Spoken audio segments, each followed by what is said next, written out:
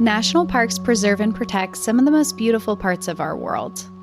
We often travel to them to witness nature in ways we could not in our own backyards. We'll learn about their massive mountains, rivers, plant life, desert landscapes, and endangered species that reside there. But there are some things lurking in national parks that we don't often hear about. When we look behind the curtains of the beautiful and magnificent stage that has been presented to us, we often find evidence of things darker or unexplainable. Some believe in the unexplainable, the cryptids, creatures, and lingering spirits, while others do not. Whether you believe or not, part of you must be at least curious about the eyewitness accounts of these interactions. Welcome to National Park After Dark.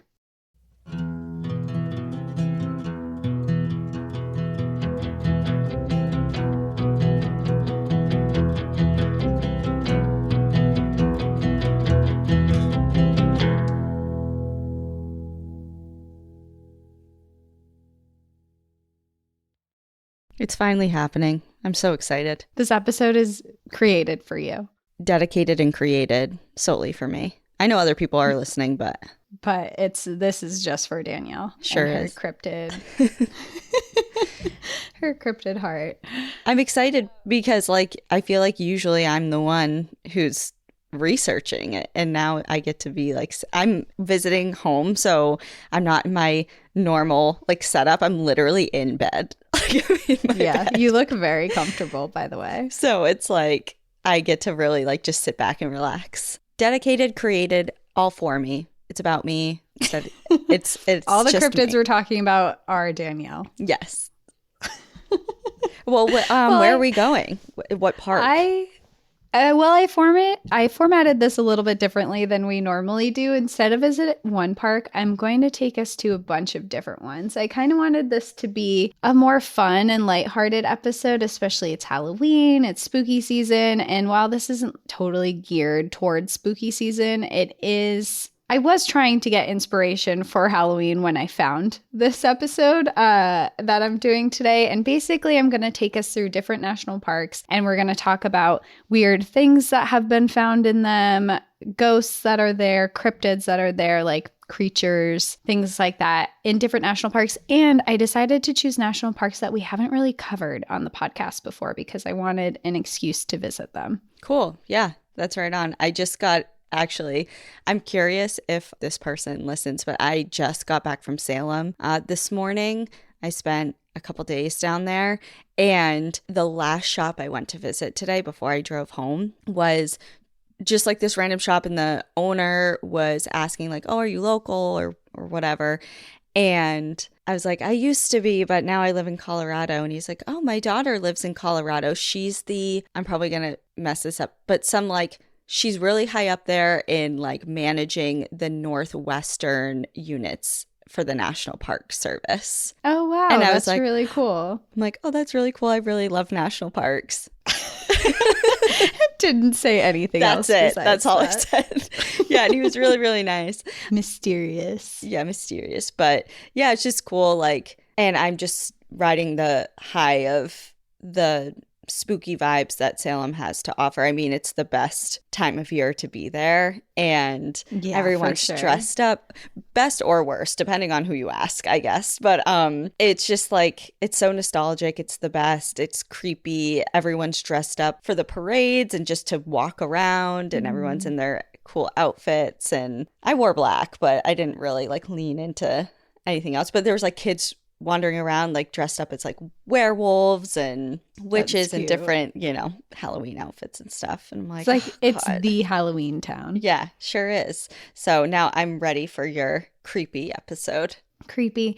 It's definitely not fully Halloween vibes, but I was trying. I was trying to get there. So the way I found this episode is kind of funny, and I want to mention it because I was just Googling Halloween related national park things, and things were coming up, and I was looking into it and just not feeling that inspired by anything that was popping up. Of course, there's cool stuff, but I was just I don't know if I really want to write about this. And then I ended up on the Anderson Design design group store site, which I don't know if you've heard of, but you've definitely seen, and everyone listening has. They are like the quintessential national park posters and postcards that you see whenever you go into visitor stores. And I was looking them up, and they're a family-owned art and design business that I didn't realize it was family-owned when I looked it up. But whenever you go into national park visitor centers, you almost always see them. They're the like vintage postcards of the national parks that you see. A lot of times they have different like posters, and they're just the vintage style. When you see it, you know exactly what it is. Mm-hmm. And I was on their website because they had an article that was completely dedicated to cryptids inside of national parks. And they actually created posters for each cryptid that's in the national parks. And they don't have all the national parks listed, they just have a few. And then when you click the poster, it has a small blurb about each of the cryptids that are there and where they come from, and a link to another article that talks more in depth about them.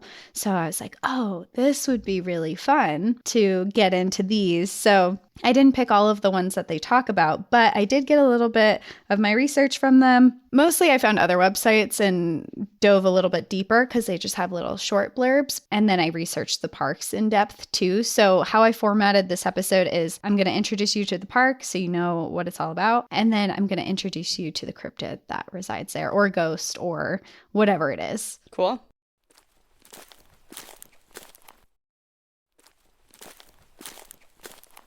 Well, the first national park stop on our list is the Badlands National Park in South Dakota. And I had to add this one because we haven't talked about the Badlands really. I know we've mentioned it in passing in some episodes, but I've just been dying to go here for an episode ever since our visit there. So I decided to talk a little bit about the Banshee of the Badlands. And before I introduce you to this ghost woman who resides in the park, I want to introduce you to the park. The Badlands are known as the Land of Stone and Light because of its incredible geological features, and was designated as a national park on November 10th, 1978, after originally being designated as a national monument in 1939. It protects 244,000 acres of land and contains the largest remaining grassland prairie in the entire United States. The park attracts people from all over the world and sees upwards of 1 million visitors every single year. The National Park Service manages the park along with the Oglala Lakota tribe, who have resided here long before settlers ever arrived. And one of the really cool things about the Badlands is there is such a huge indigenous history here. And I mean, we learned that when we were there. Mm-hmm.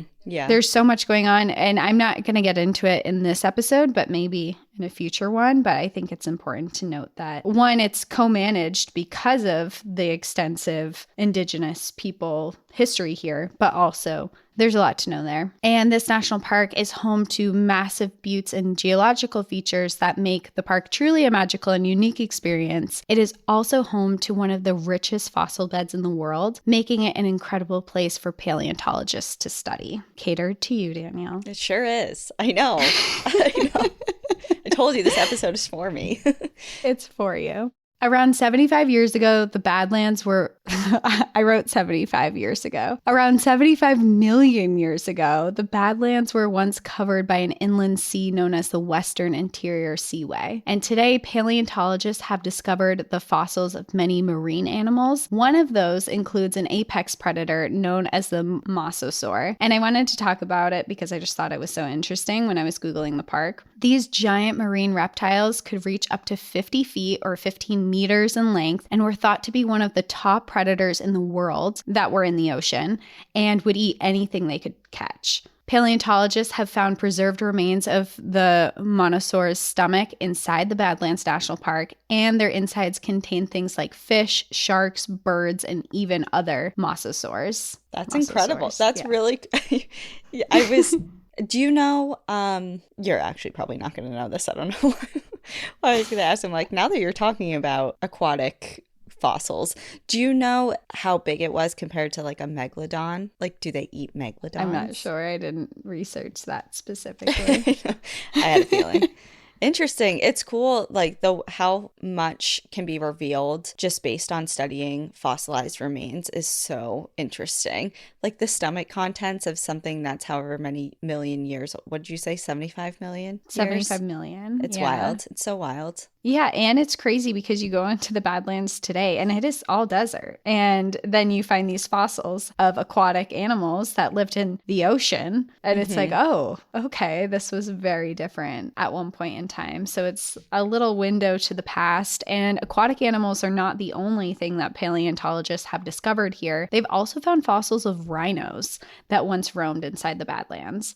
And they're thought to be the largest mammal that was inside the park. And they were about 8 feet tall and 16 feet long, which is about 2 meters tall and 4 meters long. And while the Banshee of the Badlands is not on the list of fossils that are found inside the park, sightings of this ghost have been reported since the 19th century by indigenous people, cowboys, and settlers. The geological features are said to be haunted by a woman, but it is unknown who she is. Some believe she may be an indigenous woman who was killed there, and some believe that it was a woman who died after she fell off one of the buttes. She is seen at night in the moonlight over the buttes with her arms stretched wide and tossing around in strange gestures. She's often reported shrieking so loudly that it echoes through the landscape. Some say she shrieks because her loved one died with her and she's looking for them. And visitors in the park continue to report hearing or seeing the Banshee of the Badlands. In some reports, it said that she actually sings, or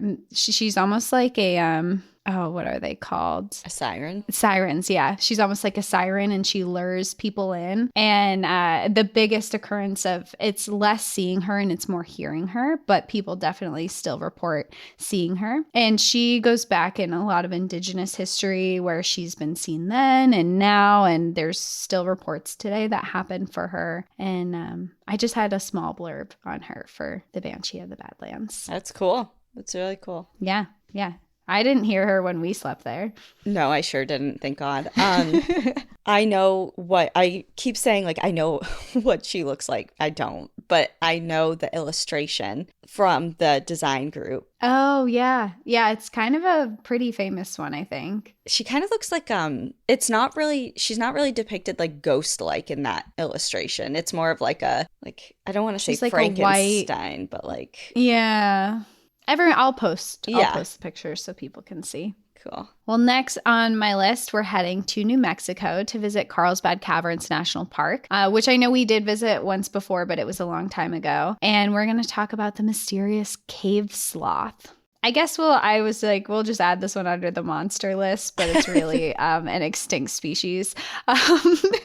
But people who hear this have been like, this can't be real, but it is real, and scientists have found evidence of it. So first, let's explore Carlsbad Caverns a little bit. It is located in southeastern New Mexico, and it is one of the most preserved and most accessible cave complexes in the entire world. In one section of the cave, known as the Big Room, it is the largest cave chamber in North America and the 32nd largest in the world. It's 4,000 feet long, or 1,200 meters, 625 feet wide, or 191 meters, and 225 feet high, or 78 meters. So it's massive. I could walk in it. I wouldn't be scared. Are you sure? Because you would still be underground. Yeah, there's that, which I don't love. Like, I feel like you would just be uncomfortable either way because you have to get there. You know, it's not like... That's true. I don't know what it's like to get there. I've never been. Yeah.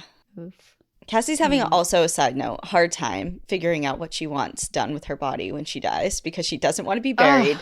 She doesn't want to be burned, and she doesn't want to be like aqua cremated or like anything. Like she doesn't, all the options are not fitting, and we're trying to figure it out. Yeah, we're trying to figure it out. But one, I'm afraid of drowning and being in the water for all of eternity. Yeah, so aqua cremation off the list. You know what I'm thinking of, like in Mean Girls when they're like have the chalkboard and they like scrape each thing off the list. Okay, so aqua cremation is off. Yeah. I do not want to be in a casket and buried because I'm claustrophobic. And or also not, it doesn't even matter if you're in a closet, in a casket or not. You just don't want to be underground. Yeah. I don't also want to just be buried with dirt over my face either because that's really a tight space. Right. So natural Yeah. burial is off as well Off. as regular And burial. I don't want to be lit on fire. Okay, so cremation and pyres are off. Like, Yeah, what I is going to just happen? well, what if I don't know. I know I'm not going to care, but like what if I did? I just, from all I've learned, I just really feel like you're not going to care. You have bigger and better things to worry about. You are not your body. Yeah. It's hard to So, let go of, you know? I I don't know. I know. Am I claustrophobic in the next life? Am I going to be underground? What if my spirit haunts the tiny little piece of ground and I just sit there and fucking look at dirt for all of eternity? What ghost story have you ever heard of that? It's Well, just like no one one's person underground, so how would you know? What do you mean no one's underground? There's so many people underground. No, like living people underground. Like What? if I'm just in that one little spot underground, like my spirit is just stuck in my casket. Oh, you're saying like, I thought you meant, Yeah. what if I just haunt that one piece of area, like directly above your grave? Oh no, I'm still underground. I don't know. I feel like you should probably, I'm not trying to rush you, but I feel like you should really try and figure it out because having a death plan is really important. Like, I would stress about this. Like, I'm so sorry, but if you were to die tomorrow, like, hopefully not, it'd be so bad for our brand. And It would be really difficult for a brand. yeah. What would I do? Like, what would I'd be like, well, does anyone have any ideas? Because these are all off the list. She told me. Well, I will say, so I have had many brushes with death throughout my entire life from like the moment I was born until a couple years ago. And my mom visited a psychic when I was younger, and the psychic said that she envisioned and saw me as an old woman. So I think I have time going Okay. off of her. Okay, going off of that one lady's thing. That's good to know. Yeah. Well, just think about it. That's all I'm saying. I forget even what we were talking about. Caves, and I don't know how we We got were talking here. about caves, and you were thinking about underground because of how much I hate it there. Oh, no. Oh, didn't we say like a mausoleum? You want like a mausoleum. A mausoleum, but I'm just there, not buried. Right. Like Like, you're put not me in a really underground. comfy couch above ground. Yeah, but then you're like, what about people visiting me? It's like, well, I mean, when we have time, I guess. Like, Yeah. It has to be an open mausoleum though. what do you mean? Like really lots of windows. Oh, spacious. Yeah, spacious. I mean, even like a greenhouse. Ooh, I like know I would glass smell ceiling? really bad. Yeah, glass ceiling. Well, you would smell bad for a Just period something of time. simple, you know? Just something simple. Just like a massive glass mausoleum. That like no one's gonna want to go visit for a little while you decompose because that's Yes. sick. Because I'm also guessing you don't want to be embalmed. God, no. Thank you. No, leave I my mean, body alone. not judging. Everyone can do what No, they I will. understand, and I know people who have been embalmed, and it's just it's been tradition for years and years. But when I think about the nitty gritty and what's really done with it, it makes me personally uncomfortable having it done. But I understand why people do, especially if they want their families to view them. Yeah, there's just other options. After taking that death doula class and seeing it like in action Yeah. happen, I always knew I didn't really want to go that route, and now I like really know. Anyways, let's learn about sloths or something.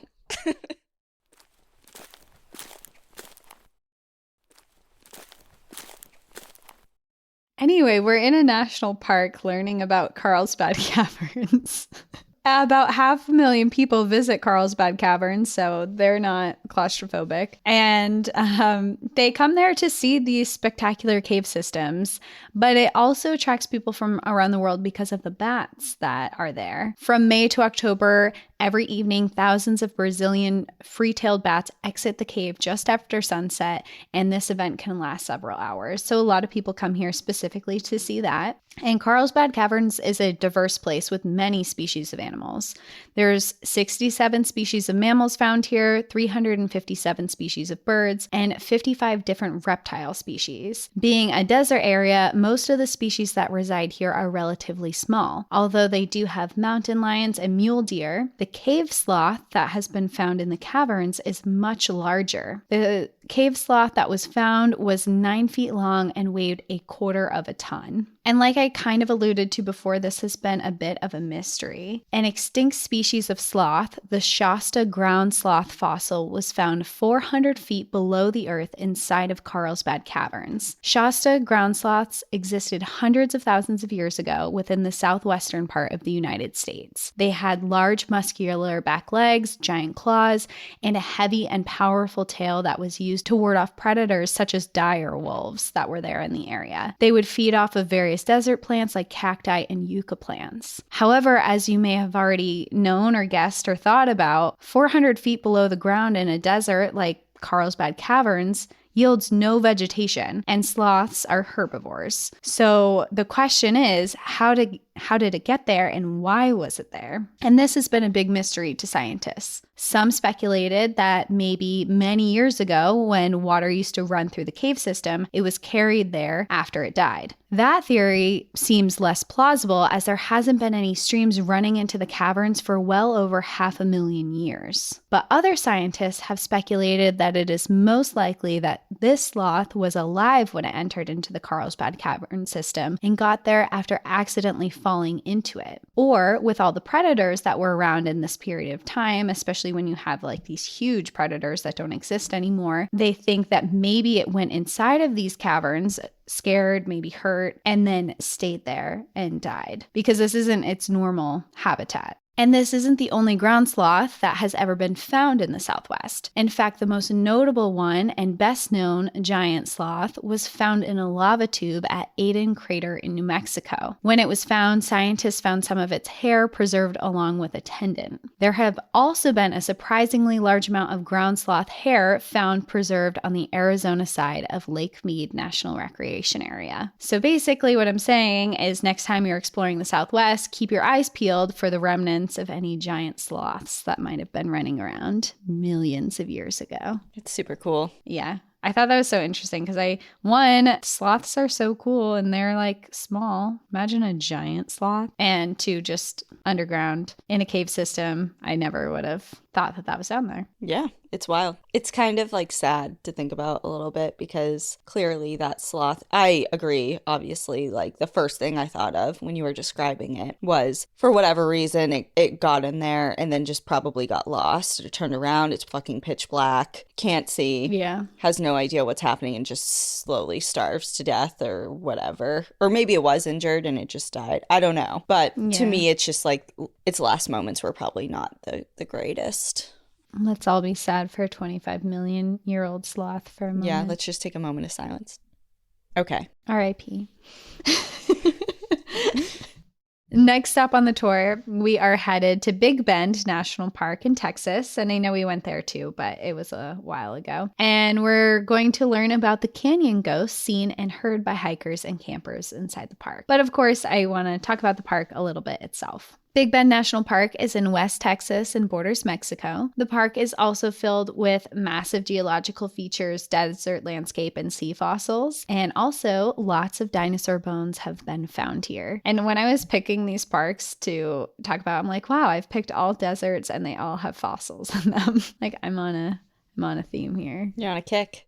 The park is a land of geological contrasts, with the Rio Grande serving as an international border within this park, the Chihuahuan mountain range, deserts, and vegetation belts. It's not only desert, but woodlands, montane woodlands, and semi-desert grasslands. Over 500,000 people from all over the world come here every year to recreate within the park by participating in river trips, horseback riding, hiking, backpacking, and rock climbing. If you're a hiker or a very experienced rock climber, you may find yourself heading to an area of the park known as Bruya Canyon. It's this beautiful and intricate landscape of massive limestone walls. It is also one of the spookiest areas in the park, and Bruya translates to witch in Spanish, making it named Witch Canyon. And this area is very haunted. Big Bend National Park is known to be a spooky park in general because indigenous people, Spanish soldiers, and cowboys have all died within the boundaries of these parks, many in brutal or mysterious ways. One of the most famous deaths in the park was Chief Alsate, the last leader of the Chisos Apache people. He was killed in 1882 by a Mexican firing squad after being tricked into what he thought was signing a peace treaty. Now it is his spirit that is thought to be behind the Marfa lights in Big Bend, which are mysterious glowing orbs that reportedly hover, merge, twinkle, then split into two and float up into the air or dart away quickly. But there are more than orbs in the park, and in Bruya Canyon, there are full apparitions of spirits reported from visitors. People have reported seeing a man wearing a serape who then disappears. Another apparition is of a young girl walking the canyon who is believed to have been the daughter of a Spanish noble who drowned herself before being captured. But the most common ghostly appearance is that of the howling spirit of Bruya Canyon. Hikers report hearing awful wailing cries that echo through the canyon walls. These are most often heard from people who are camping overnight.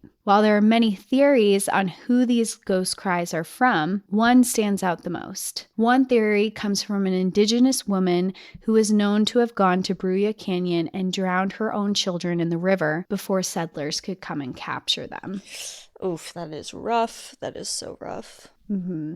And now people who come and stay the night often hear wailing cries, like sounds of women or children that are screaming throughout the canyon. And it's a semi-common occurrence, and people still have been reporting it for many, many years at this point. I feel like I would probably choose another area to camp in. Yeah. With that knowledge, like if you don't know, obviously, before you go. Yeah. And I was looking it up. It's a big rock climbing area because I read this one article that someone had written, and I don't really know because I'm not a rock climber or rock climb in that area. But it was saying that Bruya Canyon is a really difficult climb and no one has actually ever climbed to the top of it before because it's so difficult. I don't know how true. It was a written article from a climber who was talking about like their experience and giving advice on it on the article I found. But I thought it was interesting. And people hike out there or they'll rock climb in that area and stay overnight. And it's pretty far out there.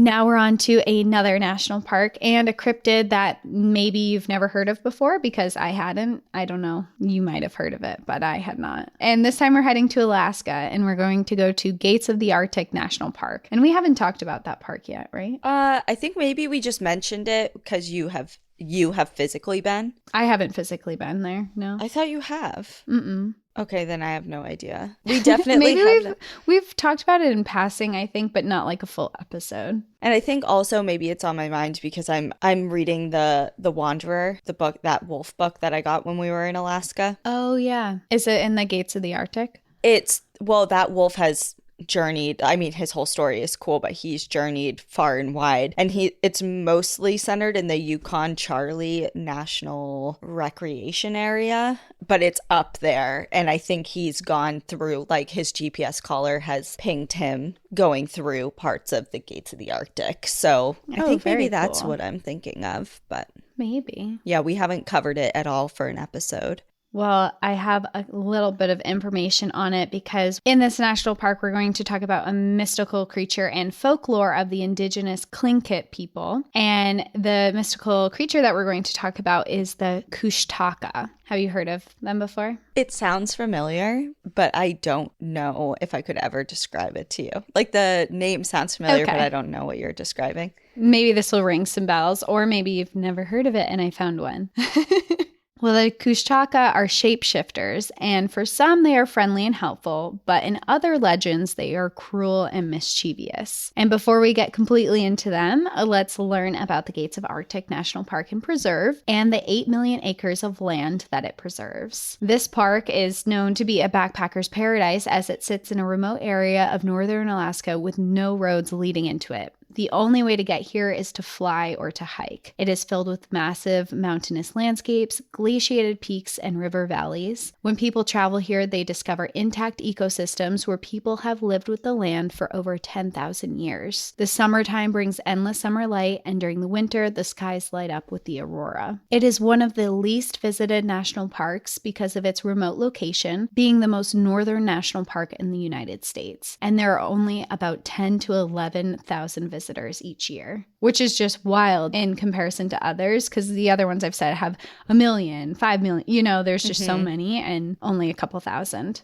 But the people who do visit are offered with the opportunity to visit the largest contiguous wilderness within the United States and the chance to see endangered species such as polar bears and peregrine falcons. The Inupiaq and Athabascan people were the earliest people within the gates of the Arctic over 10,000 years ago. Today, there are 10 small communities with about 1,500 residents who carry on with the traditions and live off the landscape. And while indigenous Alaskan people hold an enormous importance and history in the area, the local residents we are here to talk about today is the Kushtaka, who are said to still be found in the Alaskan wilderness, and these shapeshifters are said to mainly take form of an otter, a cute little otter. But they can be bad, right? Oh, yeah. Okay. They're bad. They're disguised as cute little otters. Oh, I see. Clever. According to legend, what makes them so dangerous is because people are drawn to their playful nature, and it is easy to mistake them for otters and not the shapeshifters that they are. They are said to take form of a man, or when traveling in groups, as a group of men. And many depictions that I found when you look them up show them as half otter, half man. And if you find yourself lost or injured in the Alaskan wilderness, a group of them may appear and claim to be there to rescue you. However, legend says, if you are to go with them, they will lead you deeper and deeper into the wilderness before they tear you to pieces, or they will turn you into one of them. They are also known to kind of be like sirens as well, because they are known to lure people in by imitating the screams and cries of women and children screaming for help. So if you're out in the middle of Alaska and hear women and children screaming for help, you should check it out, because what if it is, but also be careful. What if it's an otter? What if it's a half otter, half man? Yeah. But some legends about them depict them in a different light and actually say they are helpful creatures. When people are lost in the cold Arctic temperatures, they will distract them with illusions of their family and friends, because they can shapeshift, and it gives them inspiration to survive. Or, kind of along the same thing where they'll turn you into one of them, they will turn you into a Kushtaka, so you are able to survive in the cold weather. But it is reported that they are afraid of one thing, and that is dogs. So if you venture into their territory, having your furry best friend come with you is a huge advantage. And lucky for you, Gates of the Arctic National Park is one of the few national parks in the U.S. that allows dogs anywhere inside of the park. Oh, so they are permitted anywhere? Mm-hmm. Anywhere in the park. Wow. Don't have to stick to trails, nothing. You can just go up there with your dog. If you can make it up there with your dog. Yeah. I mean, you gotta fly him in. And, yeah, you gotta fly him in. And then there's polar bears and stuff, so be careful. That's scary. Yeah, it's a little scary, but they are loud. That's cool, though. I don't think I've ever, now that you've explained it entirely, I don't think I've ever heard of that. I thought it was I just thought it was funny. I found a couple articles about it that was saying, oh, they're really cute. They shapeshift mostly into otters, and you think like they're so playful and fun and they lure you in, and that's not it. And they're river otters, or they're also known to be on the coast of Alaska, not just in this national park specifically, but hanging out like in the water as a sea otter would, and they're actually the Kushtakas. Spooky. Or not. Maybe they're helpful. I don't know. You just described how unhelpful they are. Yeah, but sometimes in a couple legends, it says that they will try and help you if you're lost in the woods, like for real. So, well, basically you're rolling the dice. Yeah, it's a 50-50 shot. I think it's more of like an 80-20 shot that you're going to be murdered. But if you believe in this stuff. Well, maybe just don't get lost. Yeah. How about just try not getting lost and you won't have to worry about it?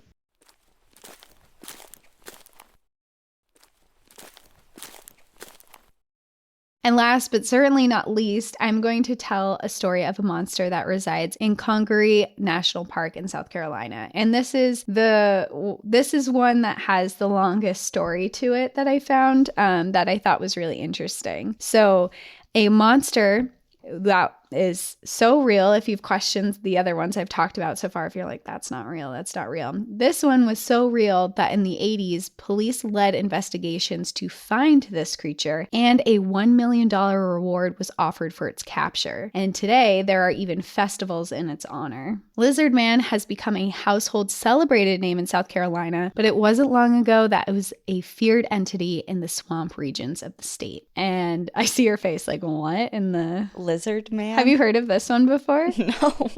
Yes. This one was my favorite, my personal favorite, because I thought it was a cool story, and it's very real in a lot of ways. But of course, before we fully dive into this investigation and the sightings and the interactions with Lizard Man, I want to tell you a little bit about Congaree National Park, because this national park preserves the largest intact area of old-growth bottomland hardwood forests that remain in the southeastern United States. And what makes these bottomland hardwood forests so important is that they are areas of forests that periodically flood and contain swamplands. And because of this, they have a large number of unique and endangered species that can only survive in these regions. They also play a major role in preventing flooding on a larger scale and improve water quality through the filtration their plant life is able to provide. And Congaree is specifically known for its giant hardwoods and towering pines. The national park's floodplain forest is actually part of one of the highest forest canopies on the planet, their tallest trees being the loblolly pine. That's just like, when I heard the name, the loblolly, it just reminded me of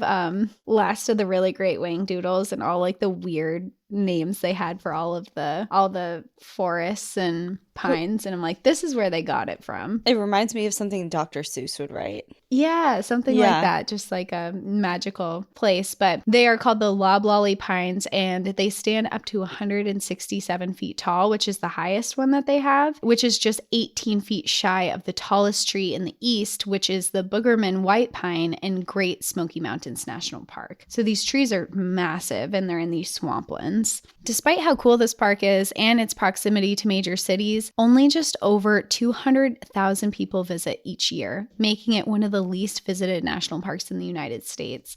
And I think I read somewhere that it was the 10th least visited national park. It's also smaller than other parks because it protects 26,000 acres of land, but it does serve as a reminder of the once millions of acres of old-growth bottomland hardwood forests that once towered along the southeastern rivers. So a lot of this area down south has been destroyed and isn't there anymore, but it is preserved here in Congaree National Park. It's also a very popular birding area with over 191 species living in the area. It is possible to see larger animals within the park, including bobcats, deer, coyotes, and the invasive species of feral pigs. So they have hogs, like wild hogs there, which you have to be careful about. And there are also 45 species of reptiles within the park, and one of those reptiles is Lizard Man. You're very confident that this is a real thing, so I'm eager to hear the story.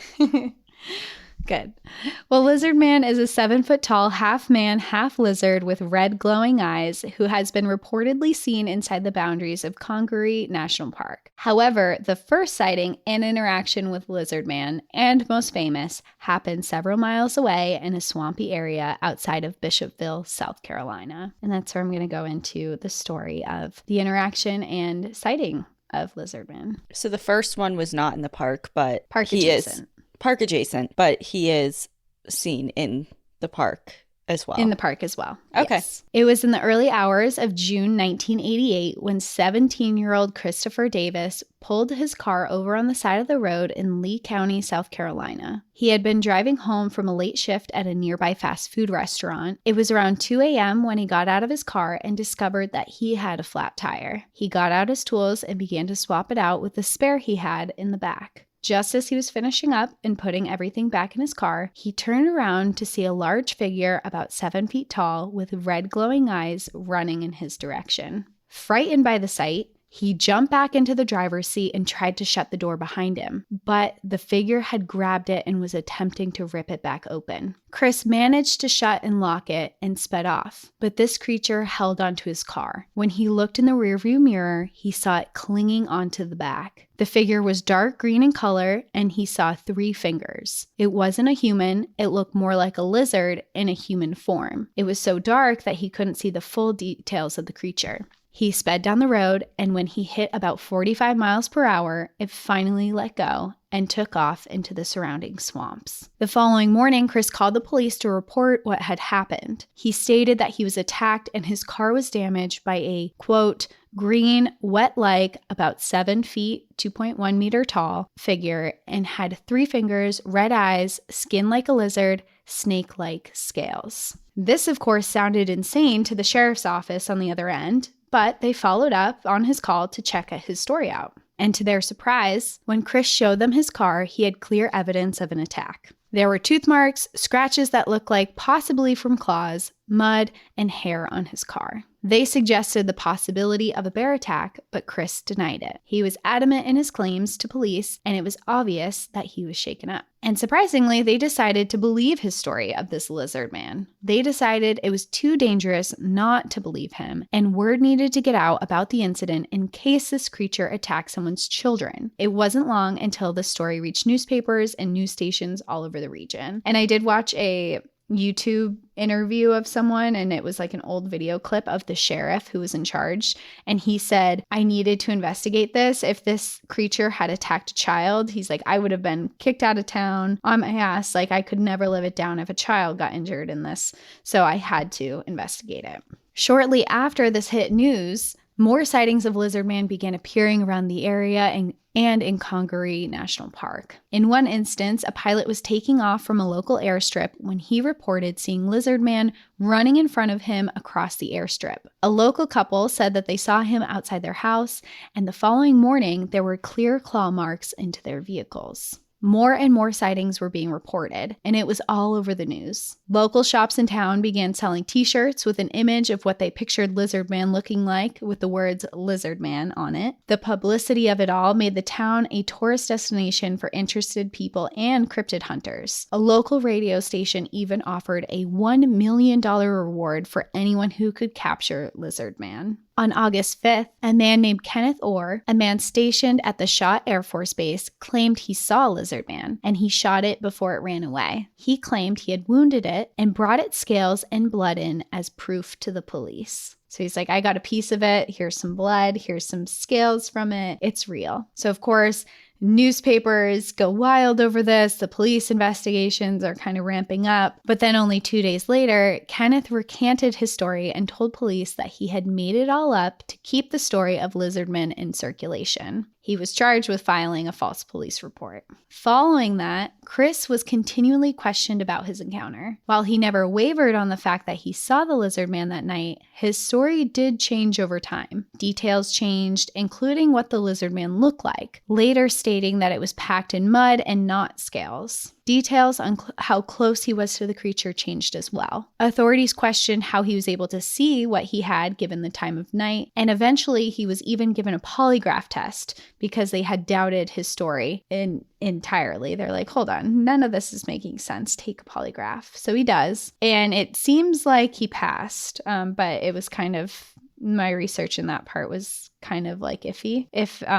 One said it was more of a publicity stunt to be like, hey, it is real, and you can't always trust polygraph tests. Eventually, one man did come forward with an explanation on what may have happened that night. Lucius Elmore, a butterbean farmer, which are lima beans, was there that night. He claimed that he had been out that night guarding a shed on his property from recent thefts that had been occurring at night. He had heard Chris's tire blow out and went to the road to investigate, thinking that it might be thieves again near his property. When he was running towards the car, Chris turned around, saw him, screamed, and jumped back in his car and took off. But Chris never admitted to that being a plausible answer. And then when you look further into the research of if there was damage to his car, some question if there actually was any damage or if the reports were wrong in what people had said the police had seen, because some say there was just a scratch on his car. Others say that there wasn't. And then others question why there were no photographs ever taken of his car if there was that much damage on it.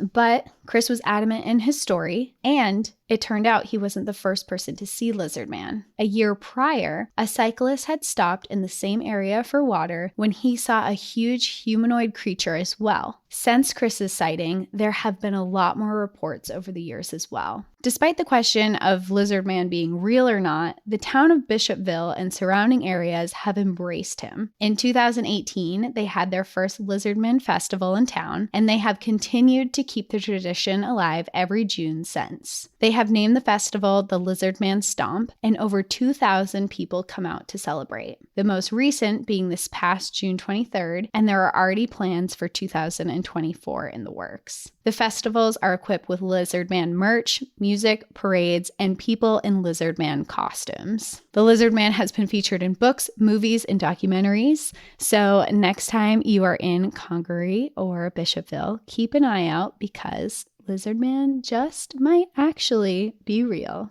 Wow.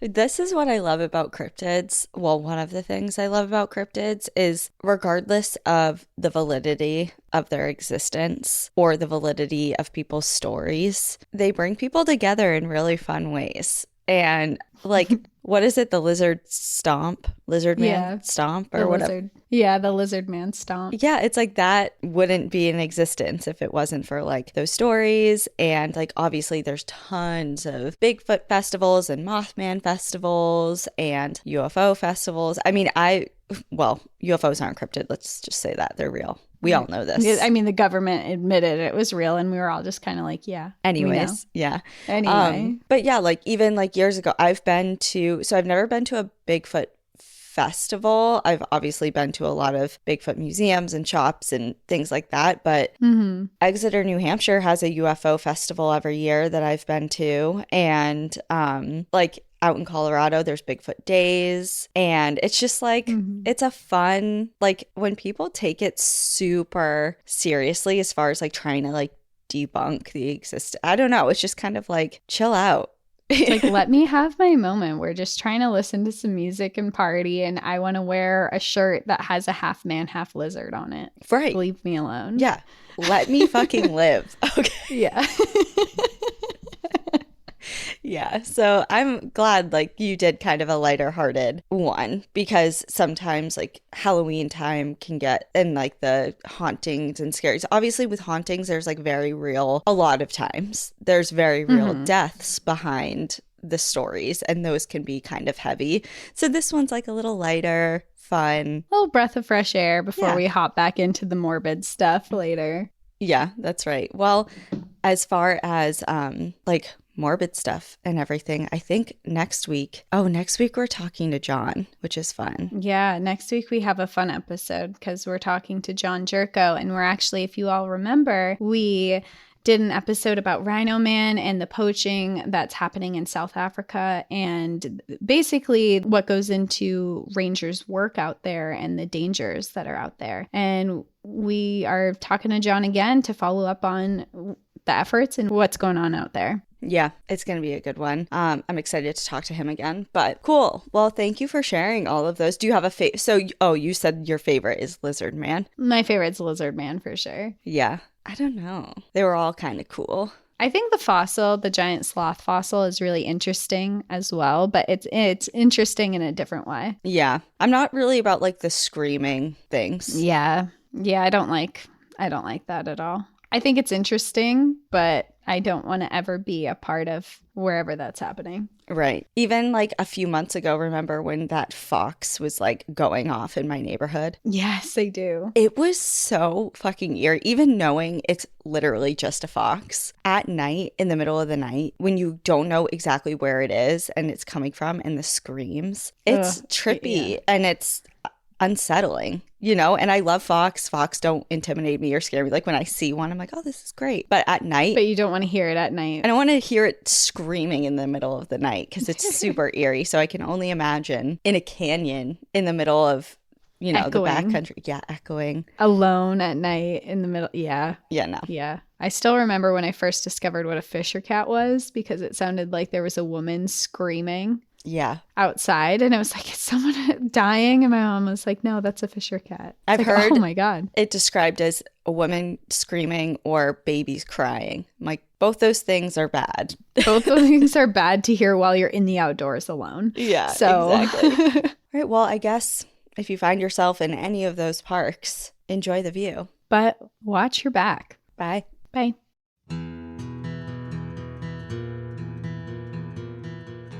Thank you so much for joining us again this week. If you have a trail tale or story suggestion, send us an email at stories@npadpodcast.com. Follow us on Instagram and Facebook at National Park After Dark and on Twitter at NPAD Podcast. Join our Outsiders Only community on Patreon or Apple subscriptions to listen ad-free, unlock monthly bonus episodes, and exclusive content. And remember, when you support our sponsors, you are supporting our show. For our exclusive discount codes and source information from today's episode, check out the show notes. For more information on our show, our book recommendations, merch updates, and more, visit our website at npadpodcast.com. And please rate, review, and subscribe from wherever you listen to podcasts.